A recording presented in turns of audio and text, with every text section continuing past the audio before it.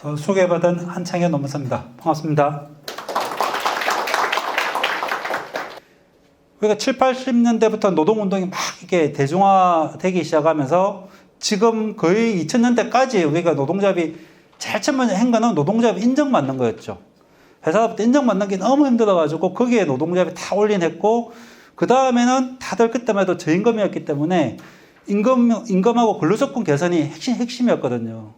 근데 지금은 이미 3만 불 시대에 와버렸고, 또 우리나라가 이미 저성장 시대에 들어와버렸잖아요. 막 기업이 노동자 막 열심히 한다고 해서 옛날처럼 막 6, 7% 성장이 이제 불가능하잖아요. 회사가 안 망하면 다행일 정도로 이제는 거의 뭐 장기 저성장 시대로 갈 거고, 이런 장기 저성장 시대에 옛날처럼 우리가 막 머리띠 메고 막 임금 협상 투정한다고 해서 옛날처럼 막 3, 4% 오르고 7, 8% 오르고 이런 시대가 이제는 거의 없다는 거예요. 대기업 노조 할 것 없이, 중소기업 노조 할 것 없이, 겨우겨우 공기업 노조도 겨우겨우 따봐야 1% 올릴까 말까? 그 1%가 우리한테 이제 어떤 의미가 있는가 이제 많이 고민해봐야 된다는 거죠. 지금 또 노동조합 집행부에서 뭐 그런 것도 있죠. 약간 뭐 임금교섭 잘했고 임금 많이 올리면 그 노조 살아남고, 임금교섭 실패해서 성과가 많이 못 되면 노동조합이 또 바뀌어버리고, 이런 노동운동은 이제 점점 사양화될 수밖에 없는 거죠.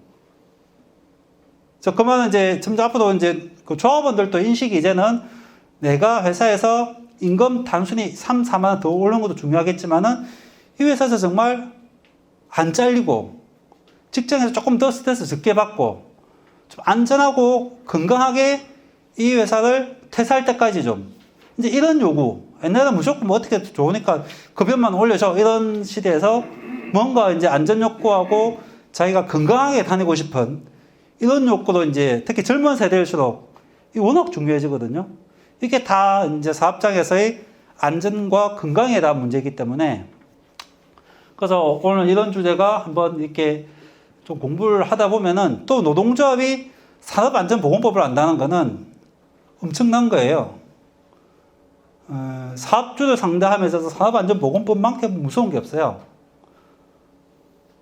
사업주가 노동법을 위반할 수 있는 게 이미 근로기준법 위반하고 싶어도 위반할 수가 없어요. 이미 다 이게 법으로 너무나 다 정형화되어 있고 근로자들도 다 알고 있고, 내 임금 조금만 못 받아도 노동부 진정하는 시대잖아요, 이제.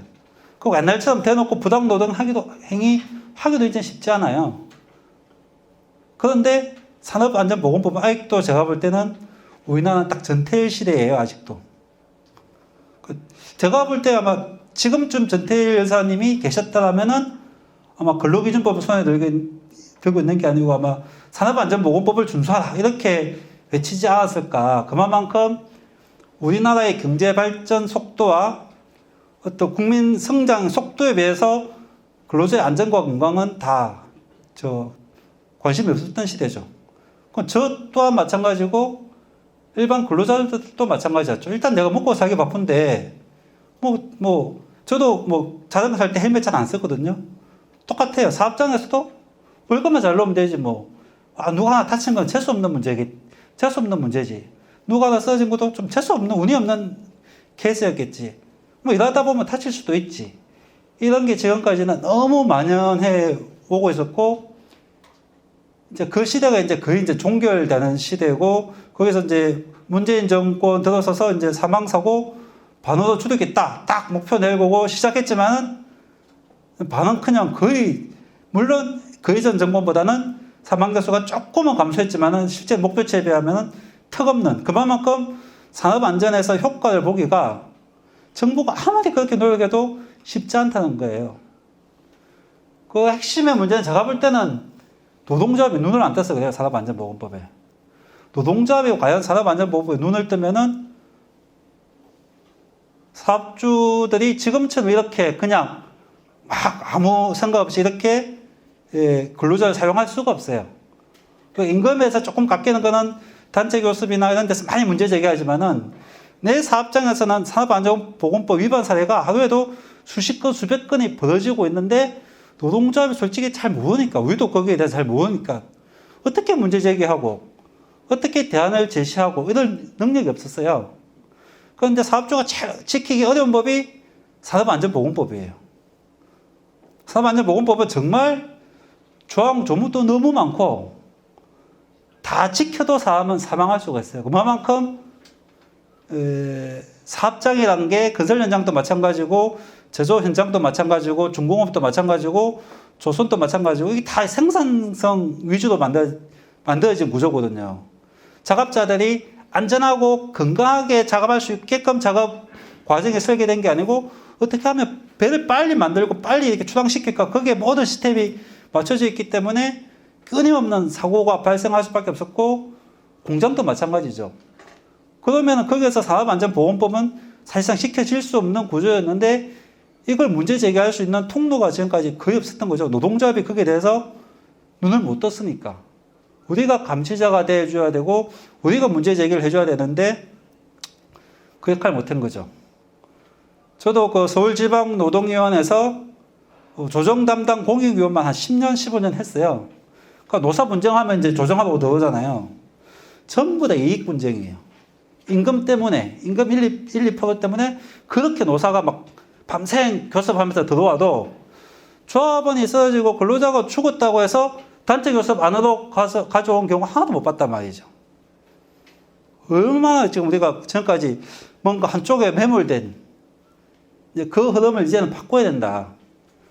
진짜 조합원이 노동조합을 이제 선택하고 좋아하는 포인트도 정말 내가 직장 다니는 게 정말 행복하다. 행복은 솔직히 거짓말이고 너무 고통스럽다. 이걸 좀 줄여주는 게 노동조합의 역할. 아직도 지금 우리나라 직장인의 우울증 조사해 보면 약 70, 80%가 다 우울증이 있다 그래요. 아침에 월요일만 되면 회사 가기 싫어. 왜? 너무 살인적인 인사고과 때문에. 숨을 못 쉴 만큼 우리가 그 소득을 유지하기 위해서는 열심히 또 동료하고 경쟁을 하게끔 인사관리 시스템이 다 그렇게 실적 위주, 능력 위주로 막 바뀌어 나가고 있단 말이죠. 이런 가운데서 조합원들은 끊임없는 정신적 질병에 막 시달리죠. 수면장애도 오고, 우울장애도 오고, 공황장애도 오고, 이런 걸 이제 노동조합이 지켜주고, 보호해주고, 인사고과 제도에 대해서도 문제 제기해주고, 이런 걸 이제 노동조합이 해야 되는데, 우리는 이제 지금까지 그런 이야기를 아무도 안 했고, 저조차 이런 이야기 한 지 얼마 안 됐어요. 다 노동조합에서 강요하면 다 건기법이나 뭐 이런 급여 관련, 근로조건 관련 이런 강의였지, 이제는 좀 이런 게 조금은 이제 활성화되기 시작한 거죠. 중대재해처벌법도 통과되면서 기업들은 오히려 우리가 엄청 불러요. 당장 사업주가 구속될 것 같으니까 돈 얼마든지 줄 테니까 와서 막 어떻게 하면 사업주 안 잡혀갈 건지 뭐 컨설팅 해달라고 막 수요가 넘쳐나는데 아직도 어느 노동조합에 대해서 어느 노동조합도 중대재해처벌법에 대해서 노동조합이 무슨 역할을 해야 될까요? 이런 질문이나 강의가 하나도 없다는 거죠. 기업주는 벌벌 떨고 있는데 왜 더 중요한 노동조합과 조합원들과 우리 종업원, 우리 직원들의 건강을 지키는 문제에 대해서는 왜 노동조합이 그렇게 관심을 못 가졌을까? 이런 것도 우리가 한번 다시 고민해보자는 게 이번 강의의 큰 취지입니다.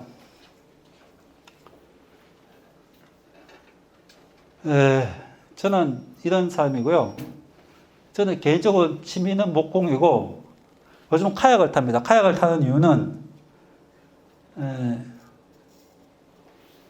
이 카약 제가 타는 모습인데요.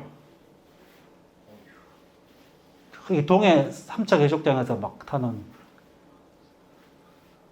저는 주로 직업상 제가 한 20년 동안 만났던 사람들이 다 산재당한 근로자들이에요. 그것도 주로 이제 너무 열심히 일해가지고 과로로 이제 사망하거나 요즘은 우울증으로 자살하시는 분이 그리 많아요. 그런 사람들 계속 상담하다 보면은 저도 그런 우울증이 와요, 이게. 정신과 의사들도 그렇게 우울증이 많다 그러거든요. 다 자기 영향을 받거든요. 그래서 저는 막 주말에 저런데 안 나가면은 제 자신이 막 그런 게 있기 때문에 저런 좀 극한 저런 활동을 하면서 약간 극복하기도 하고 어쨌든 카약 한번 되게 건강에 좋은 스포츠예요, 저게. 한번 해보시라고 한번 소개해드리고 요즘은 제가 유튜브도 조금 해요. 저도 이제 한 20년 쪽 하니까 아직까지 이게 노동 문제를 가지고 이렇게 일반 근로자나 직장인들한테 쉽게 이야기하는 방송은 거의 없는 것 같아요.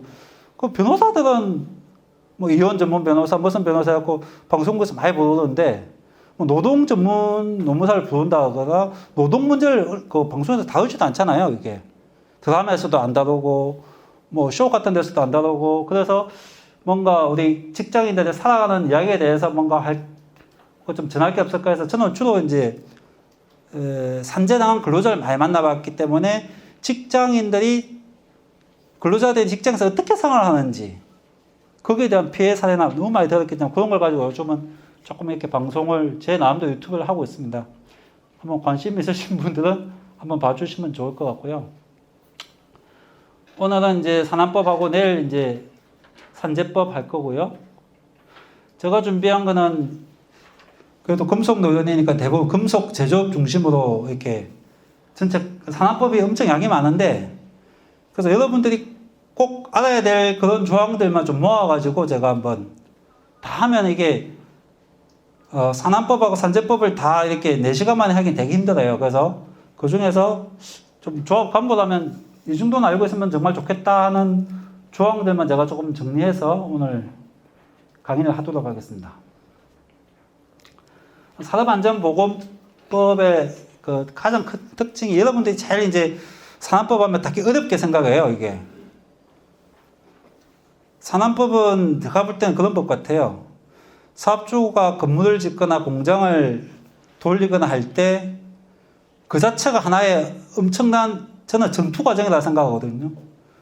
거의 전투 현장과 똑같다 생각해요. 여러분 조선소 한번 가봤어요? 발 디딜 데 없을 만큼 다 위험해요. 하늘로 막 뭐가 지나다니고 옆으로 지게차 지나다니고 발 밑에 다칠판 깔려있고 옆에서 용접하고 어디에 어느 주에 내가 어떻게 걸려 넘어질지 모를 만큼 제조업 공장과도 마찬가지죠. 온 기계들 롤링 기계들하고 막 전단기하고 막 계속 프레서 소리 거기서 제일 무서운 거는 소음이에요. 소음이 약 70dB만 넘어가면 사람이 정신이 하나도 없어져요.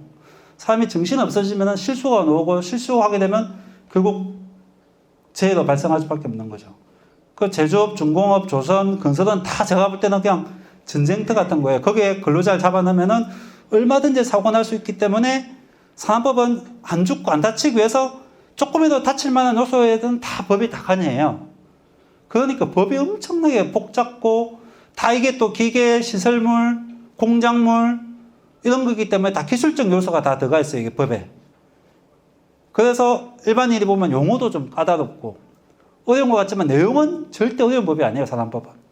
오히려 근로기준법보다 더 쉬워요. 노조법보다도 더 쉽고. 왜냐하면 산업안전보건법은 사업주도 봐야 되지만 근로자도 보라고 만든 법이거든요. 그런데 근로자가 보고 이 법이 헷갈리거나 이게 무슨 말인지 모르고 이거 이렇게 해석해야 돼 저렇게 해석해야 돼 그러면 바로 사람이 죽을 수가 있는 거죠. 그래서 법은 정말 단순 명쾌하게 써놨어요. 근로기준법이나 노조법은 이걸 어떻게 해석해야지 해석의 문제가 되게 많아요.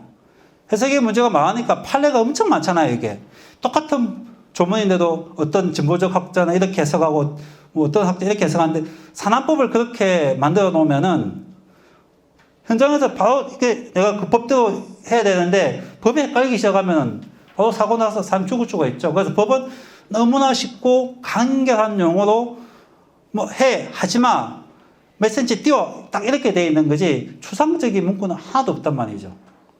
그래서 산안법은 되게 쉬운데 양이 너무 많아요. 양이.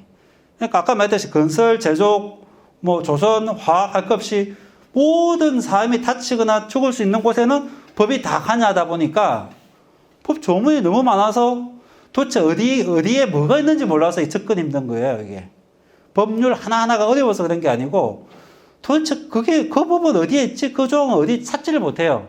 저도 한 번씩 갑자기 뭐 하면은 그게 산업안전보건규정 시행규칙 몇 조에 있을지 헷갈릴 때 엄청 많거든요.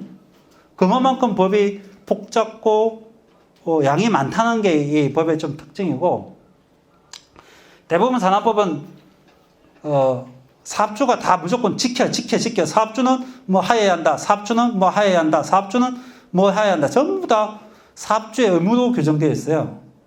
딱 근로자한테는 한 가지밖에 없어요. 사업주가 안전보건을 위해서 지시한 사항은 근로자는 지켜야 된다.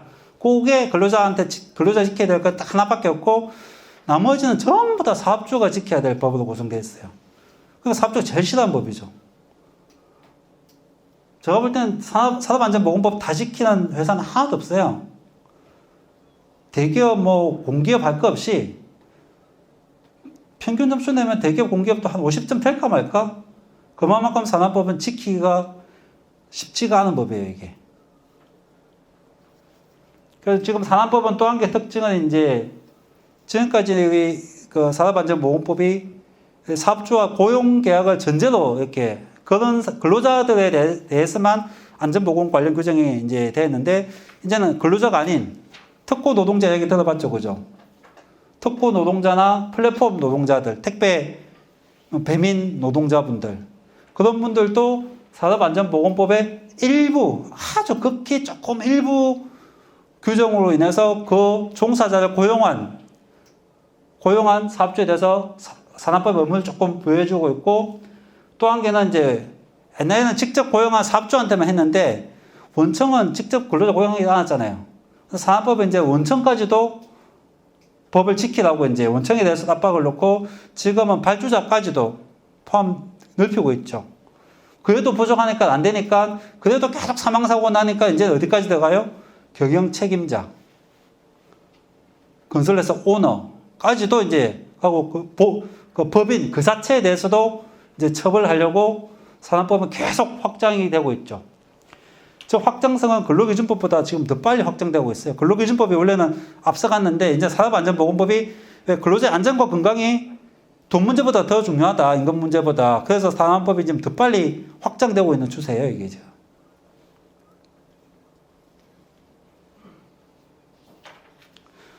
산재 통계 여러분 늘 뭐 보죠. 우리나라 사망사고 근데 여기서 좀 특징은 사망사고 숫자보다 업무상 질병 사망자 숫자가 훨씬 더 많아요. 우리 한 해에 800명 정도 죽는다면은 질병으로 사망하는 사람이 1100명 정도 돼요.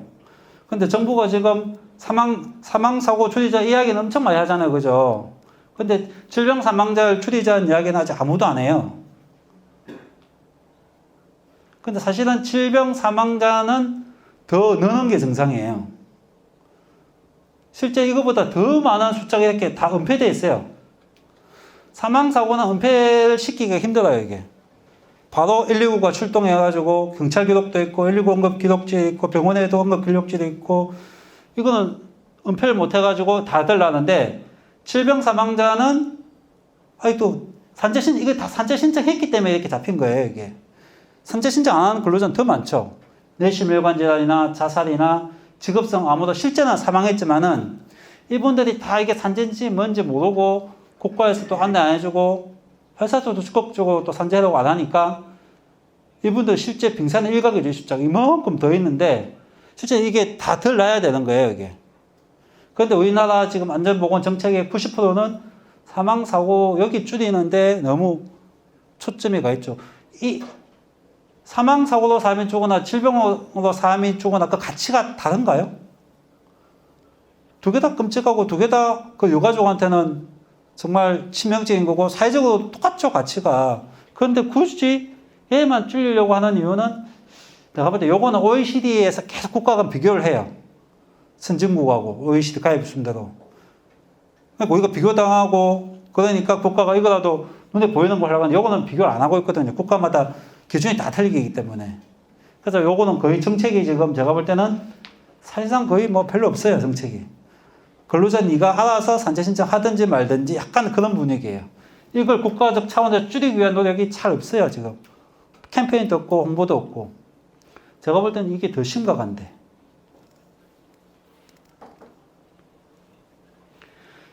사망자가 880명 중에 이 중에 2062명이 이제 사망한다면 하루 평균 6명의 노동자가 어쨌든 사망한 걸로 놓은다네요, 이게.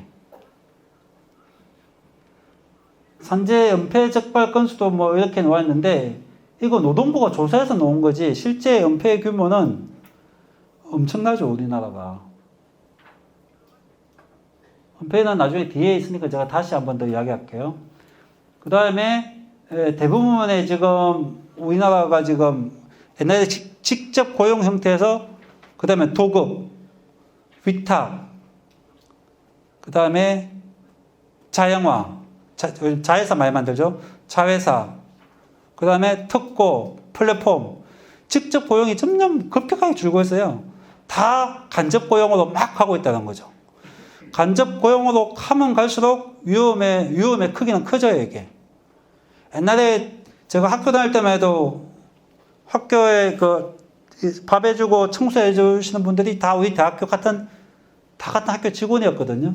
전부 다 지금은 일반 영세업체 파견 놓으신 분들로 다 구성되어 있잖아요. 그만큼 영세업체로 이렇게 전락갈수록 사고율, 질병 발병률은 높아질 수밖에 없는 거죠. 우리나라는 이게 위험의 외조화가 내가 볼 때 OECD 가입 국가 중에 아마 제일 높은 것 같아요. 우리나라만큼 이렇게 이윤을 위해서라면 다 이렇게 고용 안 하고 고용 회피하고 이걸 마음껏 법적으로 보장해주고 이런 나라가 거의 선진국 중에는 우리가 제일 심한 걸로 알고 있어요. 미국과 우리나라. 이게 산재를 못 줄이는 가장 큰 원인이에요. 그래서 정부가 아무리 사망률 감소를 위한 정책을 펴도 이게 너무 산업 구조화되어 있어요. 제가 어떤 분이 자살한 사건 가지고 조사해봤는데, 삼척에 큰 항만공사예요. 그게 몇천억, 몇백억 이런 엄청난 큰 공사거든요. 그 대기업에 맡았는데, 그 원청에서는 8명밖에 안 와요. 8명. 1,000억짜리 공사를 하면서. 다 협력업체, 그 밑에 또 제하도급 이렇게 돼 있단 말이죠. 말이 안 되잖아요. 수익은 원청이 다 가져가면서. 70% 이상이 원청의 수입 다 가져가죠. 그런데 고용 책임은 꼴랑 8명 하고 있어요. 계약만 따면 그냥 자기가 다 갖는 거죠. 이런 게 우리나라는 너무나 제도적으로, 합법적으로 이렇게 잘 열어놨기 때문에 정부가 아무리 사망률 감소를 위한 정책을 펴도 여기에 걸려가지고 별 효과가 발휘가 안 돼요.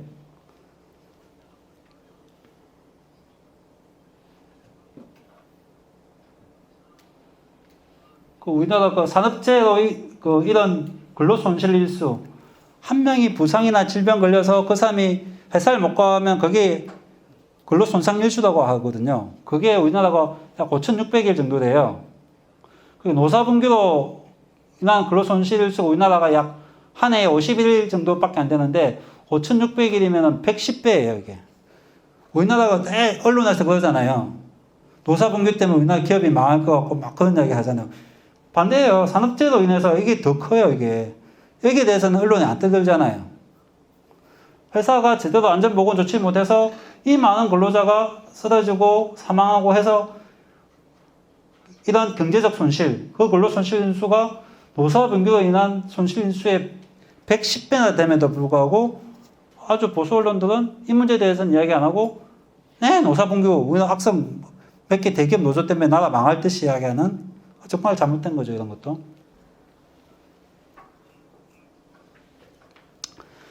산재 관련 통계 중에 이제 산재 발생의 제일 많은 형태가 제조업 같은 거 협착이죠. 끼어서 사망하거나 다치는 경우 전도 추락. 이게 재래형재라고 그래요. 꿀뚝 공장 시대. 이런 재래형재는 솔직히 조금만 노력하면은 막을 수 있는 재해라는 이야기를 많이 하죠. 눈에 이건 보이니까. 근데 질병은 잘 안 보이거든요. 또 구조적으로 이렇게 더욱더 숨어 있기 때문에. 근데 사실 이 협착도 기계 끼는 걸 갖다가 기계를 방호장치를 하고 딱 손에 들어가면 자동적으로 멈추게끔 하면은 협착사고 안 생길 수 있잖아요.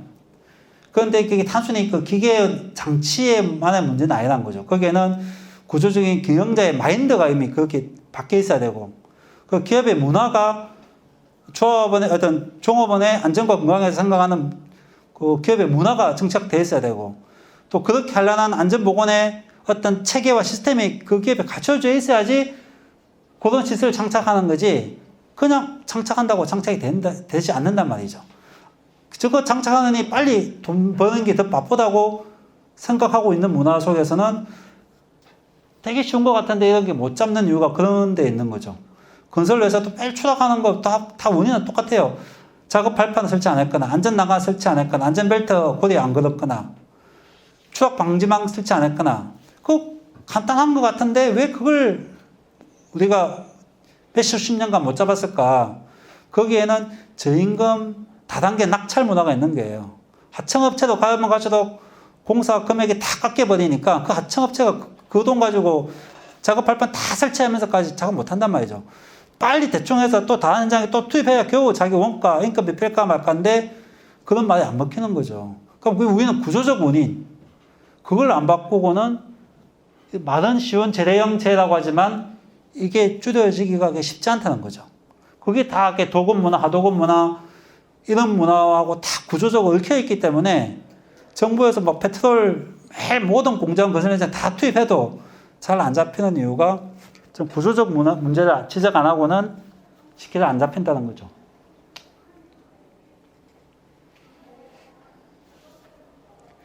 우리 이제 금속 노령 같은 경우 대부분 제조업 공장이라고 봤을 때 대부분 끼임이나 물체 충돌, 추락 이런 거에서 이제 제일 많이 다치는 거예요.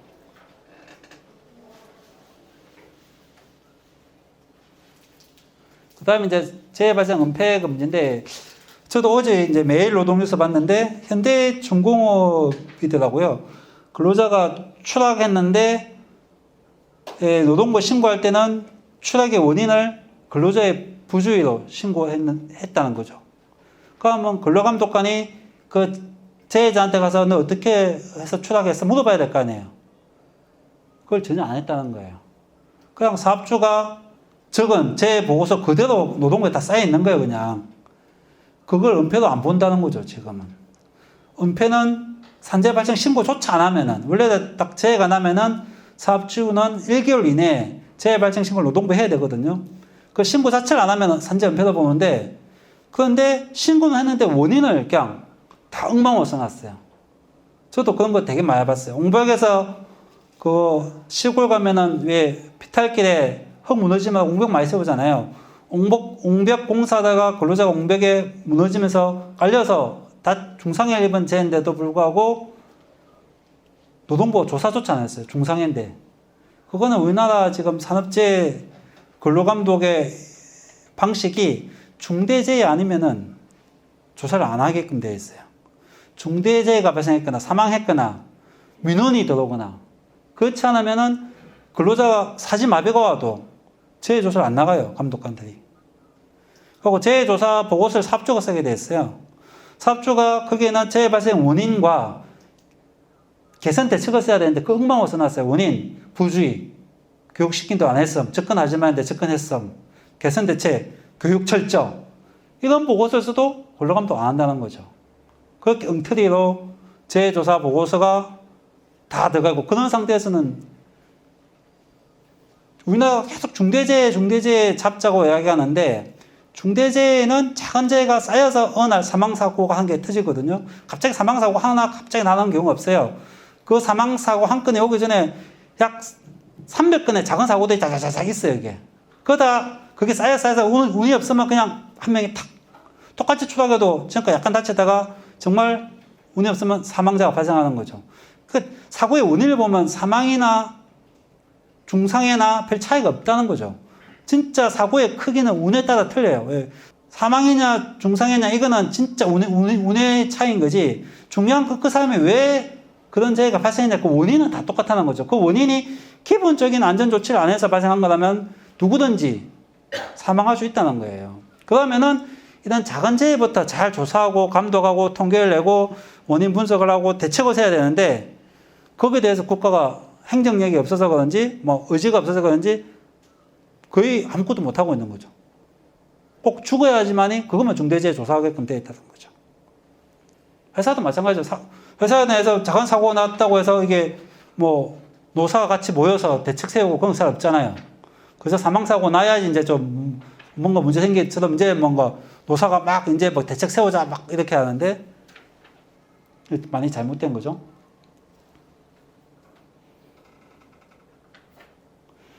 그래서 이것도 이제 새로 개정된 법인데, 이제 하나의 사업장 내에서 여러 사업체가 동시에 도급이 이루어지는 경우, 건설 현장이나 산의 하도급 공장 같은 경우, 그런 경우 옛날에는 하청업체가 내 사업장에서 일하다가 다치면 하청업체 산재 한 건으로 처리해버렸는데, 이제 그렇게 안 되고 원청에서 통합해서 산재 발생 보고를 하게 돼 있어요.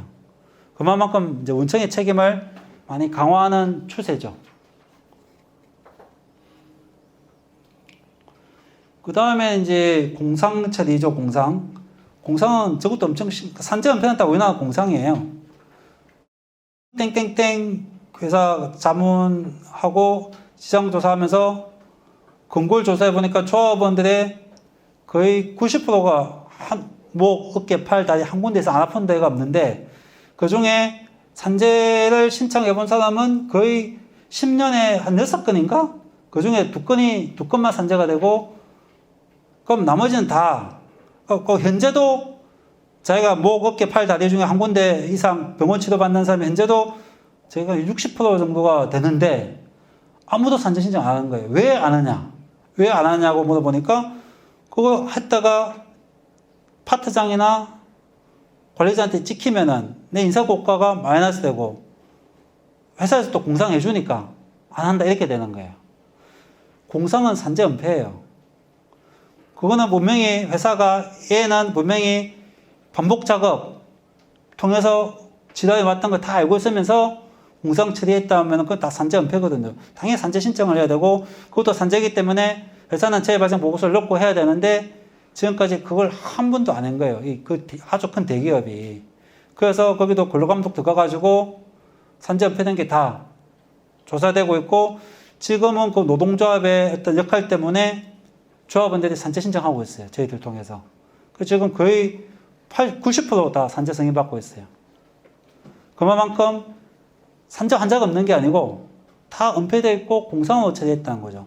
공상 처리하면 어떤 거냐면은 사업주의 파트장의 눈치를 봐야 돼. 내가 아픈 게. 내가 일하다 아팠으면 산재가 되면 그냥 국가가 보장해 주는 대로 내 병이 다 날 때까지 휴업급여 70%도 받으면서 치료비도 국가로부터 다 받고 떳떳하게 내가 치료받을 수 있는데 공상을 하게 되면은 파트장 의사도 아니잖아요. 그 사람이 결정해요. 지금 너무 요양경이 긴데 눈치 보면 또 다 치료하기도 전에 또 빨리 놓아야 돼. 그러니까 계속 병이 재발되는 거예요. 악화되고. 치료할 때 5개월, 6개월 집중 치료하면 확실히 좋아질 수 있는데 그게 공상 처리하면은 계속 눈치 보면서 치료 소극적으로 할 수밖에 없으니까 안 낫고 또 재발되고 안 낫고 재발되고 그러니까 너무 아프면 결국은 눈치 보여서 퇴사할 수밖에 없는 이런 구조가 작은 기업에서 일어난 게 아니고 우리나라 대기업 제일 잘 나가는 큰 기업에서 지금 이게 비일비재예요. 제조업 쪽에서는. 노동조합이 있음에도 그런 회사들이 되게 많더라고요. 그럼 도대체 노동조합은 왜 있는 건지 존재 이유가 없잖아요. 그거 하나 조합원들이 몸이 아파도 하나 못 지켜주면 정말 노동조합의 존재 의미가 뭔지 한번 고민해 봐야 되는 거죠.